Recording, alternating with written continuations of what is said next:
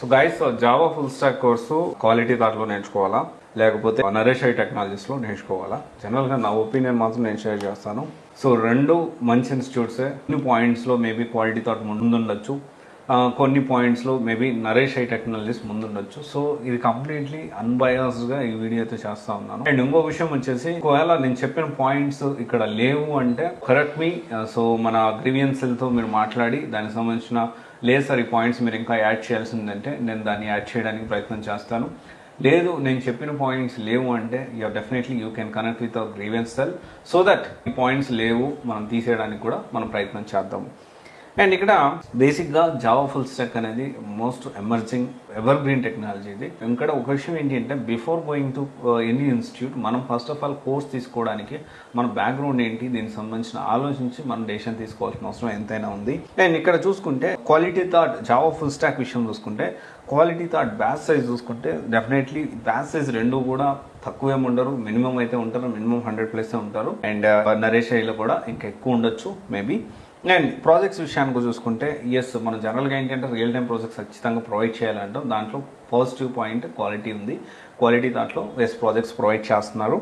And Naresh I టెక్నాలజీస్లో yes no idea on that. And next వచ్చేసి ఏంటంటే డౌట్స్ క్లియరెన్స్ సెషన్లో ఎస్ క్వాలిటీ థాట్ ప్రొవైడ్ చేస్తుంది. అండ్ నరేష్ ఐ టెక్నాలజీస్లో కూడా డౌట్స్ క్లియరెన్స్ కొంతవరకు క్లియర్ చేస్తున్నారు. బట్ ఈ ఆస్పెక్ట్లో కొంచెం క్వాలిటీ థాట్ అనేది ముందుందని చెప్పాలి. అండ్ తర్వాత వచ్చేసి ఏంటంటే ఫ్యాకల్టీ పరంగా చూసుకుంటే as both institutes having very good experienced faculty, there is no doubt about that.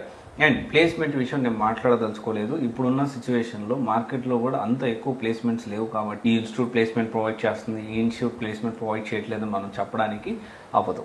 And ఇంకొక విషయం వచ్చేసి చూసుకుంటే, మనం క్వాలిటీ దాంట్లో జాయిన్ అవ్వాలా లేకపోతే నరేష్ టెక్నాలజీలో జాయిన్ అవ్వాలా అంటే, సో మనం ఫస్ట్ కొన్ని పాయింట్స్ కన్సిడర్ చేసుకోవాలి. బ్యాచ్ సైజ్ ఎంత ఉంది, కొంచెం తక్కువ ఎక్కడ ఉంది, అండ్ డౌట్స్ క్లియరెన్స్ ఎంత యాక్యురేట్గా ఫాస్ట్గా మనకు రెస్పాన్స్ అవుతున్నారు.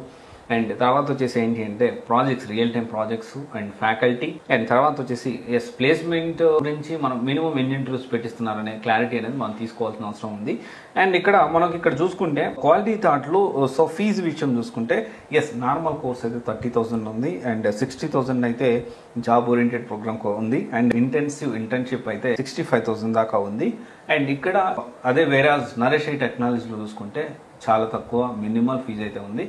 ఇంకా దీన్ని పార్ట్స్గా డివైడ్ చేసి వాళ్ళు కోర్సులు అయితే ప్రొవైడ్ చేస్తూ ఉన్నారు. సో అందుకని ఇక్కడ కూడా తక్కువ ఫీజు లేకపోతే క్వాలిటీ ధరలు ఎక్కువ ఫీజు అని చెప్పడానికి ఇక్కడ ఎలాంటి ఆస్పెక్ట్ లేదు కాబట్టి, సో డెఫినెట్లీ ఫీజు విషయంలో కూడా పెద్ద మనకి చేంజ్ ఉండకపోవచ్చు. మేబీ కొంత క్వాలిటీ థాట్లో కొంచెం ఎక్కువ ఉండొచ్చు మేబీ. బట్ ఏంటి అంటే ఫైనల్ కంక్లూజన్ ఏంటి అంటే, రెండు ఇన్స్టిట్యూట్ని మీరు విజిట్ చేయండి, రెండు కూడా బెస్ట్ ఇన్స్టిట్యూట్సే. పాయింట్స్ కన్సిడర్ చేసుకోండి. నాకు సెల్ఫ్గా నేను ప్రిపేర్ అవుతాను, నాకు ఎవరు సపోర్ట్ అవసరం లేదు, నా దగ్గర ఎక్కువ డబ్బులు లేవు అంటే మీరు జెన్యున్గా ఎన్ని రివ్యూస్ అయినా చూడొచ్చు, ఎన్ని బ్యాడ్ రివ్యూస్ అయినా, ఎన్ని నెగిటివ్ రివ్యూస్ అయినా ఎవరి గురించి చూడొచ్చు. ఎందుకంటే అందరూ సాటిస్ఫై చేయలేరు. సో ఇలాంటి ఆస్పెక్ట్లో నరేష్ ఐ టెక్నాలజీ చూస్ చేసుకోవచ్చు.